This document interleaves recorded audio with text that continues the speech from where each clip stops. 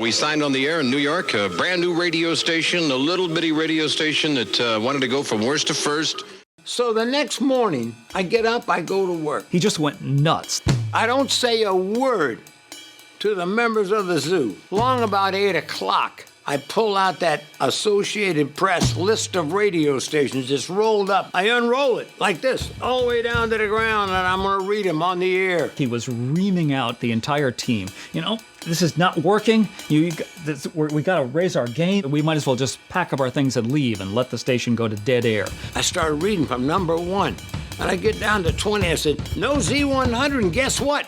We're number 51. I came here from Tampa, Florida to build a great radio station, and guess what? We suck. In the background, you hear the little Saturday Night Live, Debbie Downer sound effects. I almost fell out of my chair. No one ever says that. No one ever says you're doing poorly in radio. We are going to build a great radio station, and I'm talking to you, the listeners. You have to get on board and help us. He recruited the audience to build our audience. You know, that's a genius. Scott said, send in your name and the name of 25 of your friends that you have turned on to Z100. Let people know that the station is on. Take out an old sheet, get a magic marker, write Z100 on it, and hang it out your window in Brooklyn, the Bronx, Staten Island, Long Island, wherever you are. We need your help. Z100, New York. Well, Mitchell Stuart, the man behind this awesome documentary on the rise of the legendary Z100 station. Sir, thank you for the time. We just checked out the trailer, some of the footage there. It looks awesome. Of course, at the time of recording this, it is dropping February 11th, video on demand. How did this concept come about, and what made you decide this year, you know what? It's a good time to tell the real story about Z100. Well, first, Fred, thank you for having me. I appreciate being on your show. You know, there's so many. I was asked to do this pre-COVID, okay? But even then, you know, what attracts me as a documentarian are the David or Davida versus Goliath stories, you know? And, you know, when people meet Z100 now, they see the world's biggest station, you know, but it wasn't always like that. And so to have such a big story that you could tell in a personal way about this group of, you know, I ended up calling them misfits that fit, but, you know, they were like the bands I was in, you know, like how do these people even fit? But somehow they do.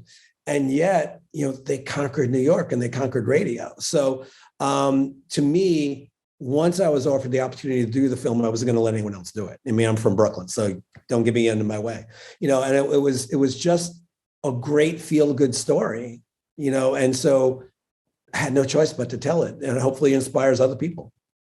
And how did Z100 first come into your life? What was your earliest memory of this legendary station?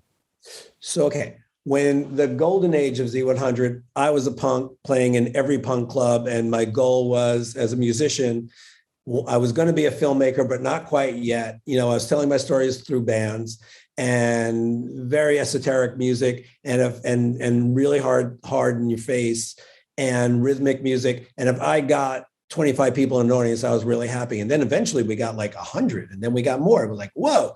So the last thing that I would think about is Scott Shannon and pop radio. And because it just wasn't in my world that I was considering ever getting to. That wasn't representative of success. Success was, you know, earning an audience and earning an audience through telling the truth in music. So then when I became a filmmaker and I was starting to have some success, I got a call from a friend of mine, Don McLeod, who had been tracking my career, and he was working at then Clear Channel. And he said, hey, I have a friend. And when I came into Z100 world as our agency was like 2003.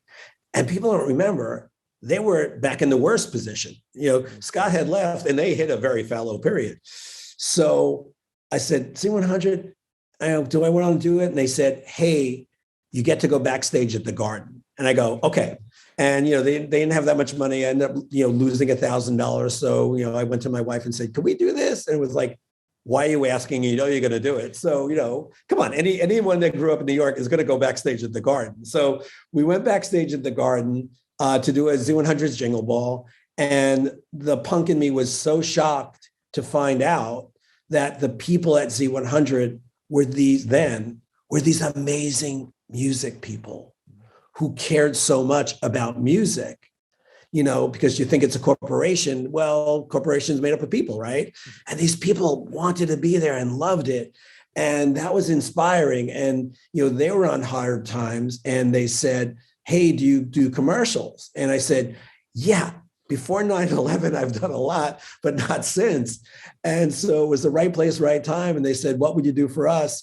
And literally it popped in my head. I said, meet me in Times Square tomorrow. And, I want to bring Z100 back to my version of it was, let's do these commercials in Times Square and just, let's reclaim New York. And, God bless Tom Pullman and Sharon Dastor and all those people.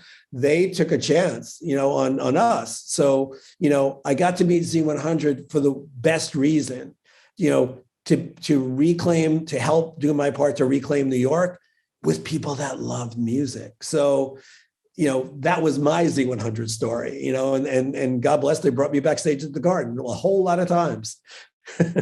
I can attest to somebody who's covered events at the Garden. Being back, it's one thing to go as a fan, but being backstage is just like, it's a totally different experience. Oh my God, there's nothing like it. And, anyone could buy a ticket, but to get backstage, you have to be invited. Think about that. So that to me meant everything. And it hasn't changed to this day, by the way. Did you get to walk through the halls, see all kind of like the pictures of like the different concerts and then legendary New York Knicks and Rangers? Absolutely.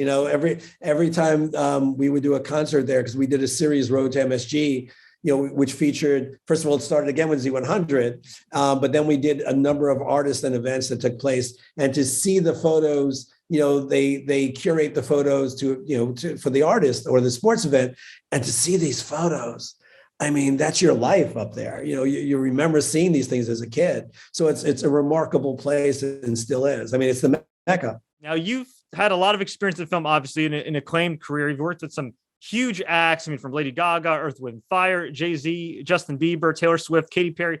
I could go on all day and night. I won't. But how did those experiences differ from the making of this documentary? I would assume that has helped you up to this point, but were there any challenges that you faced making a production like this? Yes. And we'll talk about the COVID of it all in a minute, because that was unusual. But when I first started working with the station and word spread about me to other stations, I got to interview and work with more than 100 artists, and being a musician myself and my personality is, I'm not walking in and being someone else. I'm going to be me. And fortunately, the generosity of these artists recognized me also as someone who cared about music and was a musician and loved music. So there was a common denominator with all of them. From interviewing Lady Gaga, the first time I met her, she was 22. She was about to go on stage at Jingle Ball, be the opening act. And she was starting to get notoriety. But meeting her and talking about love of music and what particularly Z100 meant to her as a kid, really it was the connection.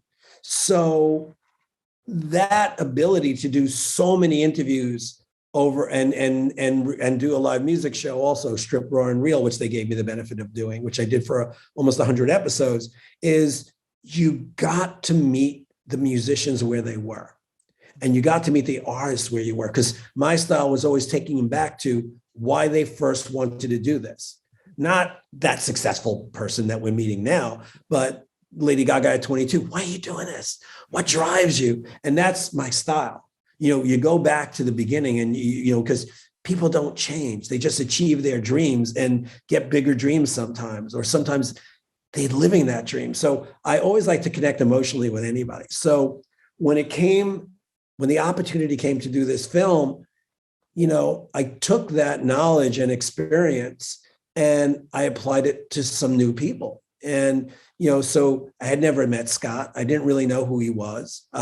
In fact, even though we worked with Z100 for a while, and they were like the Yankees to me, sorry if you're a Met fan, but it was like, whoa, hey. But meeting Scott, doing this doc, didn't know that he created Z100. And I didn't know his story, So as a documentarian, looking for big stories, but telling them through the eyes of an individual, a small way, Scott was the perfect subject for me, because he came from, he came from Tampa, this hillbilly, they called him. And George Maxine, who is the god of interviewers, said, I hope you got a one-way ticket because we're going to kick you out of town.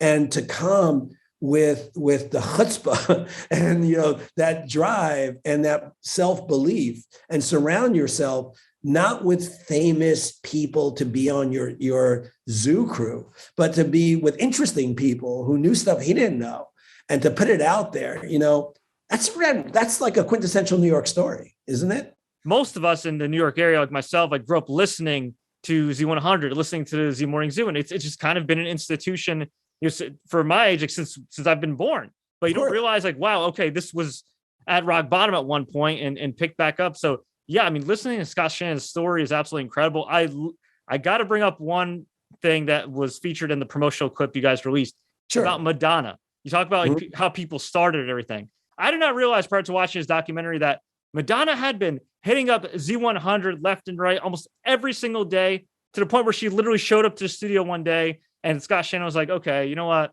We'll play this record, but promise us that you'll stay home next week. And well, the rest is history.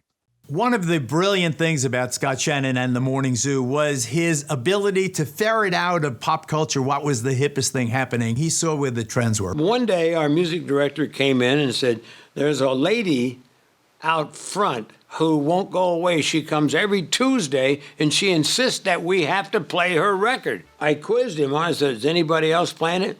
No, but she says it's big in the clubs. I said, well, this isn't a club, it's a radio station. He said, she's very insistent. She wants to see you now. She would say to Scott that if you play my music now, I will do something special for Z100 when I'm a star. So I said to her, if we play your record at night a couple of times, will you stay home next week? You don't have to come back, right? She said, right. And she said, I promise I'll make it up to you. Now, that particular song was called Holiday. We put it on at night. It got a couple of phone calls. I think it was her calling. And so we moved it to daytime, and it became a pretty big hit for us. Madonna decided to be a movie star with a soundtrack, obviously. The name of the movie and the name of the single was Who's That Girl? We make a deal with Madonna that the world premiere of the movie in Times Square will air on Z100 Live.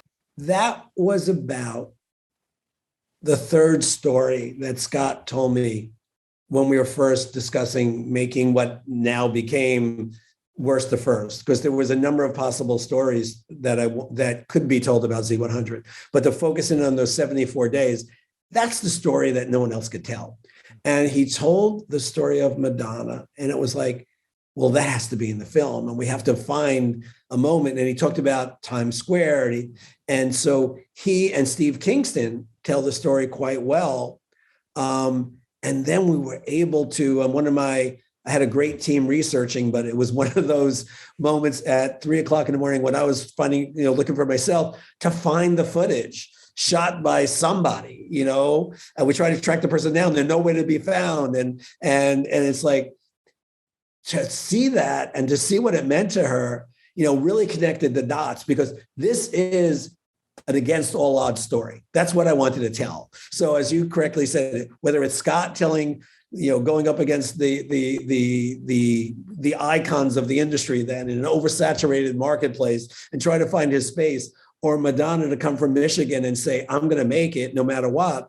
I mean, or Lady Gaga when I met her, I'm going to make it no matter what. I mean, these are the stories that have to be told. And these are the stories that have to be told, particularly in this era, post-COVID. It's easy to tell a negative story. I'm not attracted to those stories. I'm attracted to like the against all odds stories that show that you can get from here to there. because, God bless my parents, but I came from nowhere and got a little bit somewhere. And I want other people to be inspired, and that's what we try to tell in our stories, in our films. So a whole lot of people, but were there some that were a little bit tough to crack or open up? It's a great question.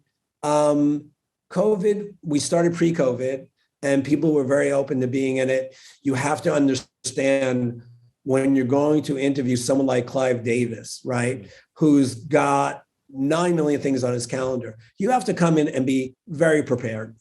I usually start with people with like a warm-up something, because that's my personality. Well, you have to come, but you have to be very prepared to go there quickly. And with some of the people, and we'll just mention Clive Davis, is you have to get to the point, out of respect for their time. And when you're dealing with somebody like Jon Bon Jovi, I mean, their time is so precious and they're giving it to you. So you have to come in as an interviewer and show respect for their time by telling them that you've done your research and you're asking real questions. Then the funny thing is they give you more time, so that was the pre-COVID story. Then COVID, 30% of the movie was made when I was upstate in the Catskills on Zoom with local crews. Or in the case of Nile Rodgers, we did a Zoom interview that our team at my company, HU Creative, Alex Doljenko, big shout out. He spent, 2 months color correcting this film because it was shot by so many different people. Our DP, John Serrano, is amazing. But then we had these other teams and we had to make it look like a cohesive film. That's a whole other level of challenge. As a director doing it on Zoom, that's a whole other level of challenge because I like intimate moments. And we managed to achieve that. And it's the credit of the artist as well, because when we were talking to him, meeting him for the first time, we still connected, because they were so open and trusting. And it was a remarkable journey. I learned so much, not just about Scott's story, but how to be a filmmaker in this era, because you have to adapt in order to tell your story. Speaking of adapting, right? It's very interesting. We're conducting this interview in 2022. There are probably kids out there that don't listen to Morning Zoo, or if they do, they listen to it via podcast, online on their phone. On their phone. It's a totally different world. Even me, like I love the radio, but I don't listen to it as much now that I'm not commuting, right, working remotely these days. Where do you see the future of Z100 and radio going in, say, 5 to 10 years? Well, it's already there. Z100. I can't speak for Z100. I can tell you what I saw when I was there is, I got hired to be on the original team, to create content for what became iHeart. So they're always thinking forward, and whether it's Bob Pittman and John Sykes and Tom Pullman, they're always thinking about its content. How can we expand our content to get it in the ears and eyes of people? So I think they're there, and they're in podcasting. They're wherever they need to be, that they have cemented their position to remain important as media continues to evolve. So, I give them a lot of credit because they're not self-satisfied. They're always looking for the next thing. And, music, there's a reason that music is banned in places where freedom is banned, because music is emotional. And Scott Shannon and the story of Worst to First Z100, the true story of Z100, it's about Scott getting really, why was he so successful? Because he played all types of music. It just had to be hits. You could have, it made it in the bonus footage that Nile Rodgers calls Les Dance, which is Nile Rodgers' funky guitar. Stevie Ray Vaughan, the first time you're exposed to him with Albert King blues guitar, he said that was the quintessential Z100 song because you could dance to it. It was commercial, and yet it was really different for the time. And when he said that, it was like, it was just such an aha moment for me, because he wanted his music to cross over. It didn't represent the punk in me selling out. It represented getting his art form exposed to as many people as possible to inspire them to listen and to dance. And that's what we all want to do, isn't it? Definitely. And of course, Worst to First, the true story of Z100 New York. You could check it out video on demand starting February 11th. Before I let you go, you've been very gracious with your time. We always like to ask all our guests some kind of random rapid fire questions just to get to know them better. Are you ready? Fire away. Favorite New York restaurant? Locally, well, I have to go back to my roots in Chinatown. And amongst my favorites is Wo Hop, underground only. That would be across the street. Peking Duck House is clearly one of them. And then my personal favorite restaurant, bar none, is John's of 12th Street. It's more than 100 years old. It was owned by Lucky Luciano back in the days, and it is the quintessential Italian restaurant. So John's of 12th Street off the Bowery. Awesome. Besides Scott Shannon, who was your favorite subject to interview? If you could narrow it down to maybe one more, like an honorable mention. An honorable mention. So I won't mention the people that I knew before, because that's not fair, because you had and a number of them I had interviewed before. And Nile Rodgers, because I never had met him. It was over Zoom. So we weren't in the room together. And yet we were in the room together. And I think that we were supposed to do it for 30 minutes. And we ended up talking for over an hour. Wow. And it was remarkable. So for no other reason but that. And though I had, maybe tied, honorable mention is Jon Bon Jovi, because he had appeared on Strip, and I interviewed him for a charity that we were working on and that he was part of. And when he came in, he didn't come in with a guitar. So I got to meet the person for really the first time, not the musician playing a song and talking about music and talking about that first time he heard. It's the opening line of the movie. It's talking about, the first time you heard your song on the radio. So for different reasons, Nile Rodgers certainly, and Jon Bon Jovi. Was there a film or some type of production that drew you into filmmaking? Spaghetti Westerns, chop sake movies. I used to cut school and go to Times Square, and that was it. I know in my personal collection, I had about 900 chop sake movies and every spaghetti Western movie ever made. So, and those movies that were all made on a no budget, right? But they were great stories. And, they moved me. They're speaking to, it was like, I'm not surprised Marvel's so big, because when I was a very awkward teenager, who spoke to me but Peter Parker? These were stories of individuals that all had an issue, right? But somehow told their own truths. And, there's a heroic nature to all those films, from spaghetti Westerns and, the anti-hero to the samurai movies or chop sake movies, there's a certain honorableness to it, or certainly Peter Parker for sure, that drew me into storytelling. And, both in music and I got to score the film and write music for it, but also in the films that I want to continue to make, be it documentary or narratives. You want to tell these cool stories, and hopefully do it in a way that people, enjoy them or learn from them. I got to ask, in the broadcast version of this interview, in the background, you've got a number of guitars. Are those all yours? Is there a story to them? Can you briefly explain? Yeah, I'm not a collector. I played all of those guitars and still do. So if I lean one way or the other, you'll see a dobro. And when I left, officially being a full-time musician, I wanted to master that. And I've always been drawn to, I've always lived in my head. Like I told you, our house upstate, my wife and I own, were paid for by a script I wrote for a Chinese vampire movie in Asia. I've always been drawn to faraway stories, or catapulting me someplace else other than where I grew up, because it was just so violent outside my door. So each one of those guitars I've played somewhere or used to score a film.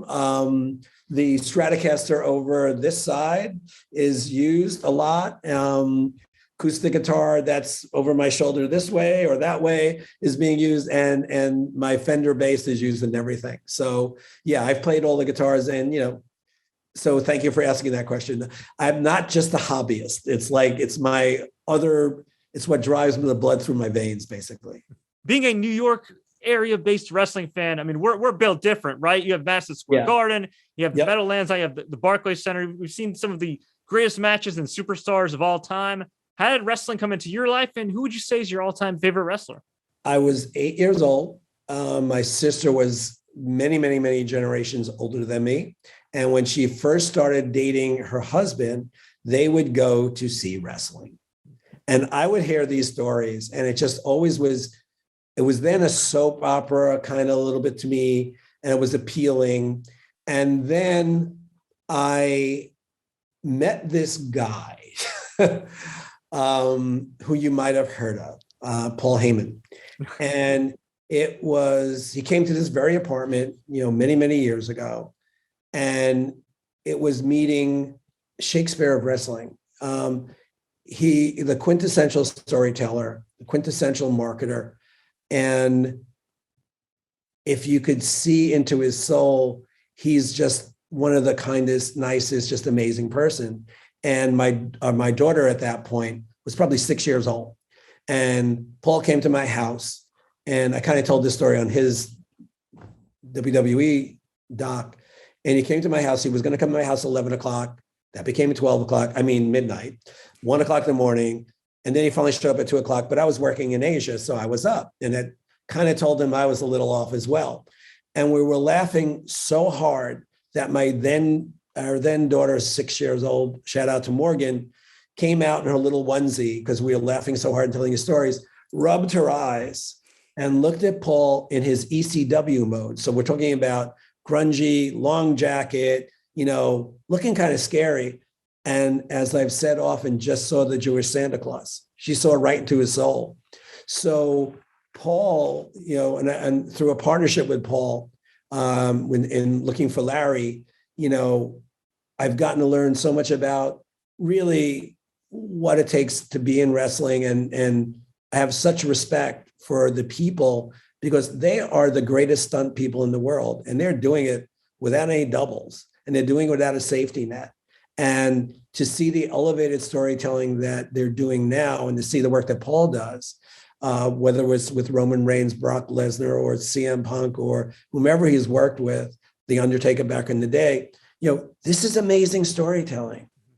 And if you want to talk about keeping up with technology, well, who's doing that better than the WWE?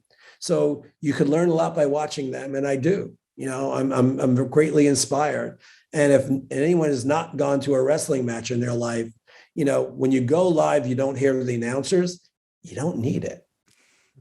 They're telling the story with their body language. So chop socky, wrestling, music, punk rock, that's what's influenced me. Could you please kindly ask me where the film is available? Although you did give us a promo, but I just want to do it in true Paul Heyman style. Where can we find Worst to First, the true story of Z100 New York? Thank you so much for the time and being here. And Worst to First, the true story of Z100 New York. And as of this coming Friday, February 11th, it's available any and everywhere. You could download a film, rent, or buy it. And I encourage everyone to go on IMDb and to go on Rotten Tomatoes, because I'm interested to hear their opinions. I hope we entertain them. Hope they're a little bit inspired and learn a bit. And thank you so much for the time. It really was a pleasure.